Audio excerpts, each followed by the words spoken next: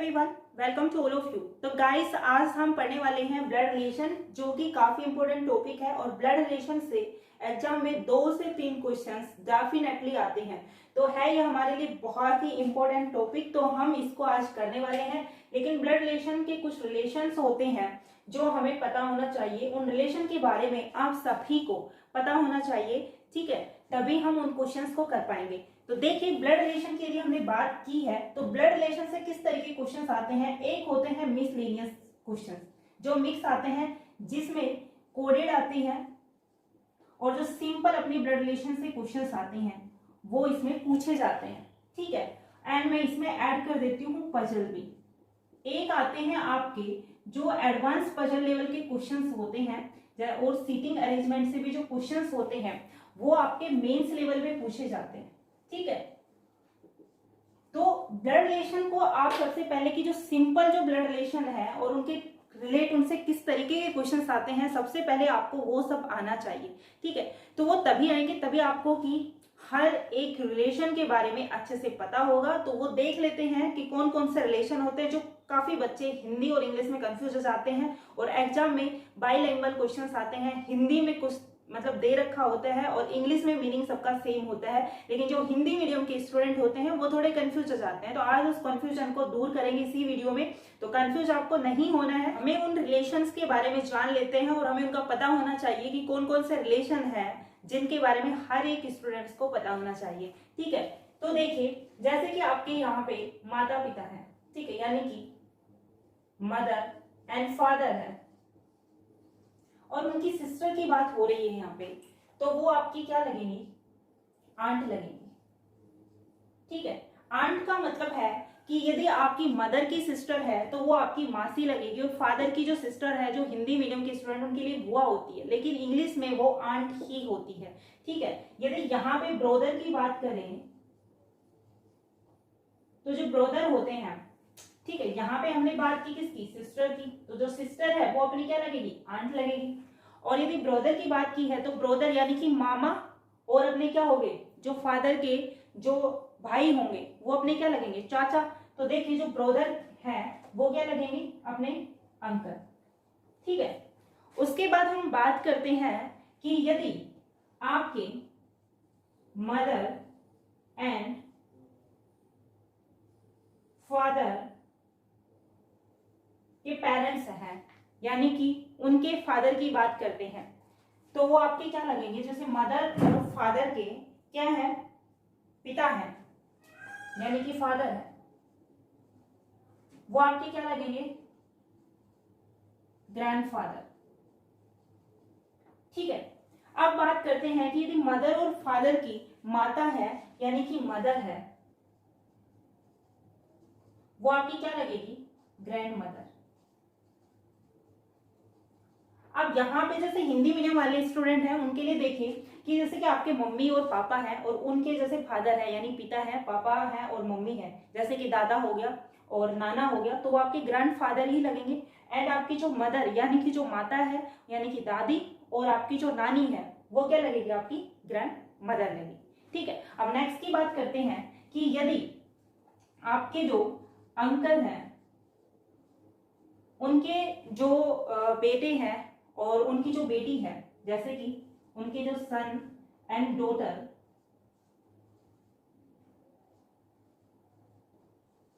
वो आपके क्या लगेंगे, यदि आपके जो अंकल के बेटे और बेटी हैं वो आपके कजन लगेंगे, ठीक है, क्या लगेंगे, आपके कजन लगेंगे, ओके।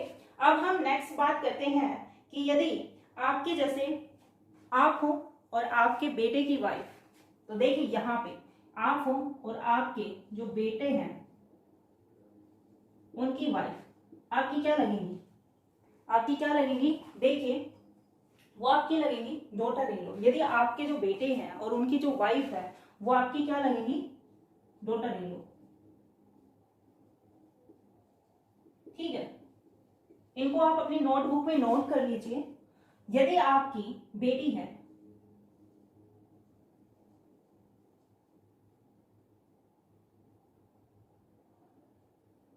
ठीक है, और उनके जो हस्बैंड हैं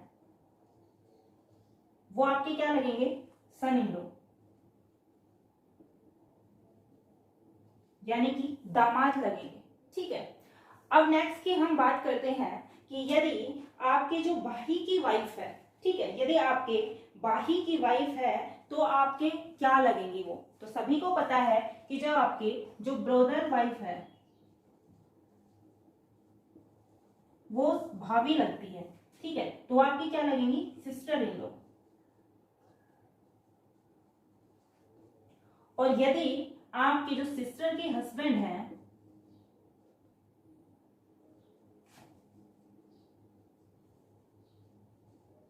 वो आपके क्या लगेंगे, जीजा जी। देखिए आपके जीजा जी भी लग सकते हैं, तो देखिए जो आपके सिस्टर के हस्बैंड हैं वो आपके जीजा जी लगेंगे, तो उसको क्या बोलेंगे अपन, ब्रदर इन लॉ।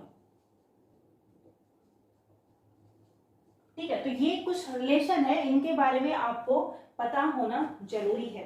ठीक है, अब नेक्स्ट अपन बात करते हैं, यदि आपके हस्बैंड की जो सिस्टर है, हस्बैंड सिस्टर है, वो आपकी क्या लगेंगी, ननद। और ननद को आप क्या बोलोगे, सिस्टर इन लॉ। आया समझ में। और यदि आपके जो वाइफ है और उसके जो भाई हैं, ठीक है, यदि आपके वाइफ है और उसके जो भाई हैं वो आपके क्या लगेंगे, देखिए यहाँ पे आपकी वाइफ है और उसके भाई हैं, वो आपके क्या लगेंगे, साले। तो साले को क्या बोलेंगे, ब्रदर इन लॉ।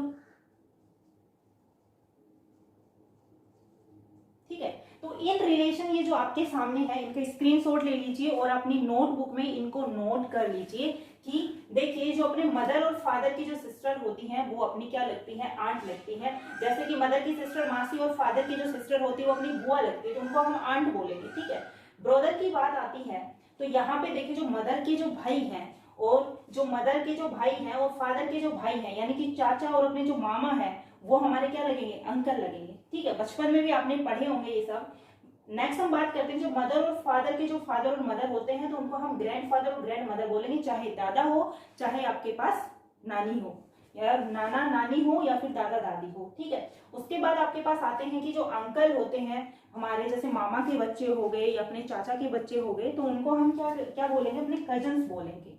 ठीक है, उसके बाद नेक्स्ट पे आते हैं कि जो अपने अब हम हैं यहाँ पे और हमारे जैसे बच्चे हैं। ठीक है, जैसे आप हो और आपके जो बेटे की वाइफ है वो आपकी डॉटर इन लॉ लगेगी, और डॉटर के जो हस्बैंड होते हैं, ठीक है, उनको सन इन लॉ बोलोगे। ठीक है, यानी कि आपके दामाद हो गए वो।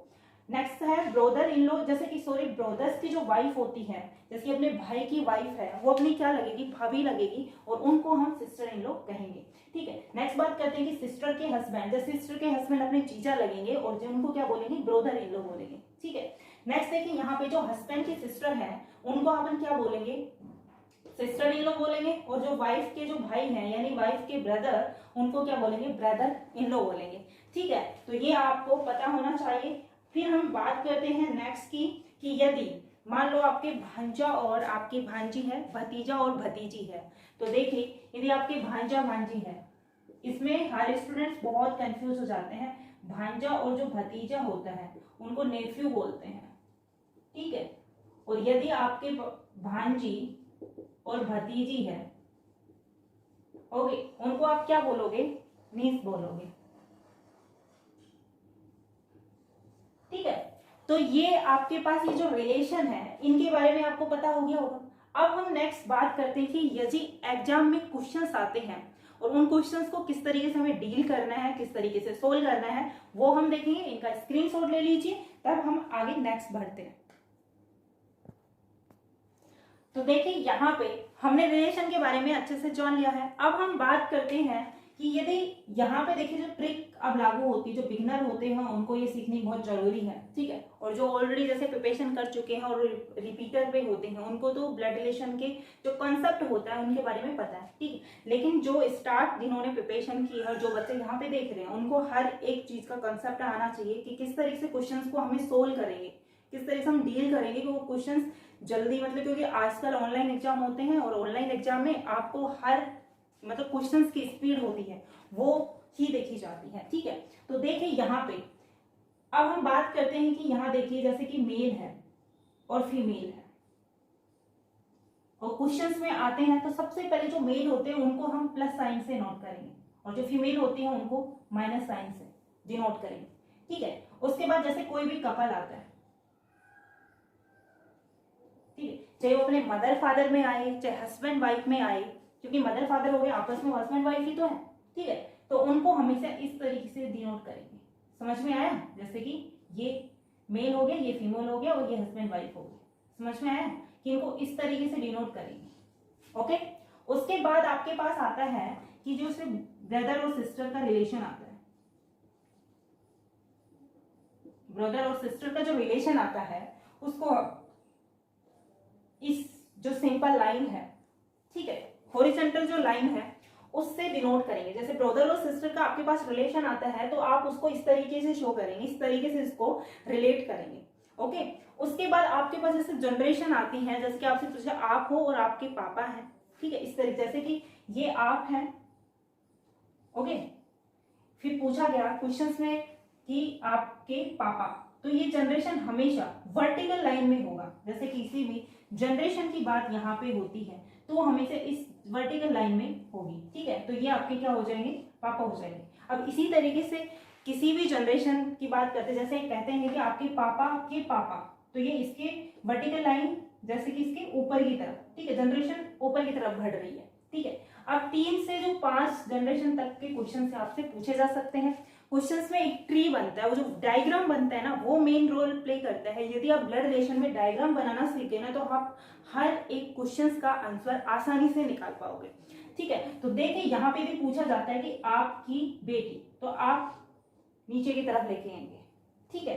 इसी तरीके से आप एक पेड़ बनाएंगे यानी एक ट्री बनाएंगे जिससे कि आप डायग्राम बना लोगे, उसके बाद आप हर एक रिलेशन को सोल्व कर लेंगे। अब इसके नीचे भी यहाँ से पूछ सकते हैं कि इनके ये हो जाएगी इनकी हस्बैंड और इनका एक बच्चा हो जाएगा, चाहे वो कोई भी हो, ठीक है, बेटा हो या बेटी। इस तरीके से हम डायग्राम को शो करेंगे। तो आपको रिलेशन के बारे में पता होना चाहिए कि जैसे मतलब क्वेश्चंस में पूछा जाता है कि जो मेल आया तो उसको प्लस से डिनोट करेंगे, फीमेल को माइनस से, कपल को इस तरीके से डिनोट करेंगे, ब्रदर एंड सिस्टर को हॉरिजॉन्टल लाइन से करेंगे। और जो भी जनरेशन से आती है तो जैसे जनरेशन में पापा दादा की इस तरीके से बात की जाती है तो हम ऊपर की तरफ बढ़ेंगे। और यदि आपके जैसे बेटे और मतलब बेटे के बारे में पूछा जाता है तो हम नीचे की तरफ आएंगे, ठीक है। तो ये रिलेशन आपको याद रखना है। अब हम ना क्वेश्चंस प्रैक्टिस करेंगे, तो क्वेश्चंस प्रैक्टिस करेंगे तो वहां से आपको समझ में आ जाएगा कि किस तरीके क्वेश्चंस होते हैं जो एग्जाम में पूछे जाते हैं। ज्यादातर जो क्वेश्चंस होते हैं प्री लेवल के, देखिए ब्लड रिलेशन ना हर एग्जाम में आता है, चाहे बैंक हो चाहे फिर कोई भी पुलिस एग्जाम हो, पटवारी हो या फिर कोई भी अदर एग्जाम होता है, तो ब्लड रिलेशन एक ऐसा टॉपिक है जो कि बहुत इंपॉर्टेंट है और बहुत ही ईजी है। यहाँ से 2 से 3 क्वेश्चन तो डेफिनेटली आते ही हैं, तो छोड़ना नहीं, हमें अच्छे से सीखना है। तो अब करते हैं क्वेश्चंस प्रैक्टिस और इनको भी आप अपने नोटबुक में नोट कर लीजिए कि ये रिलेशन हमें शो करने हैं। तो देखिए आपके सामने क्वेश्चन है और क्वेश्चन में पूछा गया है, देखिए कि R is the daughter of Q, कि जो आर है वो क्यू की क्या है? पुत्री है, ठीक है। तो जिस तरीके से आप सेंटेंस पढ़ते जाओगे एक एक और उसी तरीके से आप उसको सोल्व करते जाओगे। तो देखिए पूछा गया है कि जो आर है वो क्यू की क्या है? पुत्री है, यानी कि R is the daughter of Q है। तो आप अपन सोल्व करते हैं कि जो आर है वो क्यू की क्या है? बेटी है। तो क्यों अपन यहाँ पे आ जाएगा, ठीक है, हम इसको खुद मान लेंगे कि ये मैं हूं, ठीक है। उसके बाद इसकी बेटी का रिलेशन पूछा है तो हमें जनरेशन में क्या आता है? वर्टिकल लाइन में। तो वर्टिकल लाइन जैसे कि ये क्यू हो गया और ये इसकी बेटी हो गई, क्या हो गई? जो R is the daughter of Q, तो आर इसकी क्या होगी? बेटी होगी। बेटी है यानी कि फीमेल है, तो हम इसके यहाँ पे माइनस का जो साइन है उससे रिलेट कराएंगे, ठीक है। उसके बाद पूछा गया है कि जो M is the sister of B, जो एम है वो बी की क्या है? सिस्टर है। यहाँ पे एम और बी का भी कोई रिलेशन नहीं दे रखा है, तो हम इस लाइन को थोड़ी देर के लिए छोड़ देंगे। तो हम नेक्स्ट पे आते हैं और पूछा गया है कि who is the son of Q, जो कि क्यू की जो who is the son of Q, जो क्यू की क्या है? बेटा है, ठीक है, जो क्यू का क्या है? बेटा है। अब सेंटेंस में जैसे आपके पास आया हु, तो जो हु वर्ड होता है ना, हु वर्ड से पहले जिस रिलेशन को दे रखा है वो उस रिलेशन के बारे में क्या कर रहा है? बात कर रहा है, ठीक है। तो आपको एक ये पॉइंट नोट कर लेना है कि जो हु आपके पास इंग्लिश में वर्ड आ गया है, यानी कि जो आपके पास वर्ड आ गया, तो यहाँ पे देखिए यदि आपके पास हु कोई वर्ड आता है यानी कि जो, ठीक है, तो वो किससे रिलेट करता है? जैसे इससे पहले वाले जिस रिलेशन के बारे में बात की है उस रिलेशन के बारे में इन्होंने बात की है। ठीक है। तो जो मतलब किस रिलेशन के बारे में इन्होंने बात की है, बी के बारे में। तो बी है वो क्यू का क्या है, बेटा है। ठीक है, तो क्यू का बेटा कौन है, यानी कि बी है। और क्योंकि ये बेटी है आर है, तो बी है वो आर का क्या हो जाएगा, भाई। और यदि ये मेल है तो ये यहाँ पे क्या आ जाएगा, प्लस का साइन आ जाएगा। ठीक है, इसके बाद पहली वाली लाइन पे चलते हैं कि M is the sister of B. तो जो एम है वो बी की क्या है, सिस्टर है। तो एम है वो बी की क्या है, सिस्टर है। ठीक है, तो यहाँ पे ये रिलेशन आ गया, यानी कि अपना डायग्राम कंप्लीट बन गया। और क्वेश्चन में पूछा है कि how M is relate to R, कि जो आर है वो एम से किस तरीके से रिलेट करता है। ठीक है, यानी कि इसमें पूछा गया है कि जो एम है, एम का आर से क्या रिलेशन है। तो देखिए एम है उसका आर से किस तरीके का रिलेशन है, एम ये है और आर ये है, तो इसका किस से रिलेशन है, सिस्टर का रिलेशन। ठीक है, इस तरीके से आपको क्वेश्चन सोल्व करने हैं, ये इसका क्या हो जाएगा, आंसर हो जाएगा। ठीक है, तो अब हम बात करते हैं नेक्स्ट क्वेश्चन की। तो देखिए जो नेक्स्ट क्वेश्चन है, तो नेक्स्ट क्वेश्चन आपके सामने है और नेक्स्ट क्वेश्चन में पूछा गया है, देखिए आप स्क्रीन पे, यहाँ पे पूछा गया है कि A is the brother of B, यानी कि जो ए है वो बी का क्या है, भाई है। और बी भाई के रिलेशन को किस तरीके से हम डिनोट करेंगे कि जो ए है वो बी का क्या है, भाई है, यानी हॉरिजॉन्टल लाइन से हम इसको डिनोट करेंगे। और इसमें कहा गया है कि जो ए है वो बी का भाई है, तो जो ए है वो बी का भाई, यानी यहाँ पे रिलेशन दे रखा है कि यह कोई मेल है। ठीक है, नेक्स्ट की बात करते हैं। इसमें पूछा गया है, नेक्स्ट है कि जो सी है वो मदर है किसकी, बी की। C is the mother of B, यानी कि जो बी की मदर है वो क्या है, सी है। और रिलेशन क्या है, फीमेल का, यानी मदर है, तो इसकी भी माँ हो गई, इसकी भी माँ हो गई। नेक्स्ट लाइन पे चलते हैं। नेक्स्ट लाइन में पूछा गया है कि who is the son of, sorry पूछा गया है कि एम इज सिस्टर ऑफ सी, कि जो एम है वो सी की सिस्टर है। तो सी की जो सिस्टर है वो क्या हो गई, एम हो गई। ठीक है, यानी सिस्टर का रिलेशन हम इस तरीके से रिलेट करेंगे, इस तरीके से हम शो करेंगे। और यहाँ पे फीमेल है तो हम माइनस का साइन करेंगे। उसके बाद यहाँ पे पूछा गया है कि how is M relate to B, कि जो एम है उसका बी से क्या संबंध है। तो एम का बी से क्या संबंध है, ये इसमें पूछा गया है। तो देखिए यहाँ पे एम का बी से क्या संबंध है वो पूछा गया है, ना कि बी का एम से क्या रिलेशन है वो पूछा गया है। तो बी का हमें पता नहीं है कि ये मेल है या फीमेल है, लेकिन पूछा क्या गया है कि जो एम है वो बी की क्या लगती है। ठीक है, तो जो एम है वो बी की क्या लगती है, मासी लगेगी, क्योंकि मम्मा की बहन है। ठीक है, मम्मा की बहन क्या लगती है, मासी लगेगी। और मासी को मैंने बताया था, जो इंग्लिश मीडियम वाले स्टूडेंट हैं उनके लिए बताया था कि जो मासी और जो बुआ आती है, ठीक है, जो बुआ और मासी आती हैं वो अपनी क्या लगती हैं, क्या लगती हैं, आंट लगती हैं। ठीक है, तो इसका राइट आंसर क्या हो जाएगा, मासी या आंट, इसका आंसर हो जाएगा। ठीक है, नेक्स्ट क्वेश्चन की बात करते, तो देखिए यहाँ पे नेक्स्ट क्वेश्चन की बात करते हैं। नेक्स्ट क्वेश्चन जो है वो स्क्रीन पे आप पढ़िए। और नेक्स्ट क्वेश्चन में दे रखा है आपको कि जो एम इज एन्स मदर, कि यानी जो एम है वो क्या है, एन का क्या है, भाई है। जो एम है वो क्या है, एन का भाई है। ठीक है, नेक्स्ट लाइन में यहाँ पे पूछा गया है कि एस इज डीज मदर। तो एस इज डीज मदर, यानी कि जो एस है वो डी की माता है, लेकिन हमारे यहाँ रिलेशन में ये कहीं भी रिलेट नहीं कर रहा है, तो थोड़ी देर इसको हम छोड़ते हैं। नेक्स्ट पढ़ते हैं कि एंड एम्स आंट, कि जो एंड एम्स आंट, यानी कि जो एम की आंट है कौन है, एस है। ठीक है, अब यहाँ पे एक चीज हो रहा है, क्या आया वर्ड, एंड आया। एंड मतलब क्या होता है, और होता है। और यदि आपके पास क्वेश्चंस में एंड यानी कि और आपके पास शो होता है, तो आपको क्या करना है कि इससे जो पहले से पहले वाला जो रिलेशन है उसके बारे में जो पूछा गया है वो उसको रिलेट कर रहा है, वो उसके बारे में पूछा जा रहा है। ठीक है, आपको समझ में आया कि जो एंड होता है वो जो सबसे पहले वाली रिलेशन होता है उसके बारे में ये पूछ रहे हैं। ठीक है, तो यहाँ पे देखिए नेक्स्ट यहाँ पे पूछा गया है कि जो एम की जो आंट है वो कौन है, एस है। ठीक है, तो एम की आंट यानी या तो इसके पापा की बहन हो सकती है या मम्मा की बहन हो सकती है। तो देखिए यहाँ पे यदि मैं पापा की बहन करती हूँ तो देखिए यहाँ पे ये एस हो गई है। ठीक है, फिर इसमें पूछा गया है कि जो एस है वो डी की क्या है, माँ है। जो एस है वो डी की माँ है, तो डी अपना यहाँ पे आ जाएगा। ठीक है, ये वाली जनरेशन शो हुई, तो ये अपना कंप्लीट डायग्राम बन गया। अब इसमें क्वेश्चंस में पूछा है कि जो how M related to D, कि जो एम है उसका डी से क्या संबंध है। तो एम का डी से क्या संबंध है ये क्वेश्चन में पूछा गया है। ठीक है।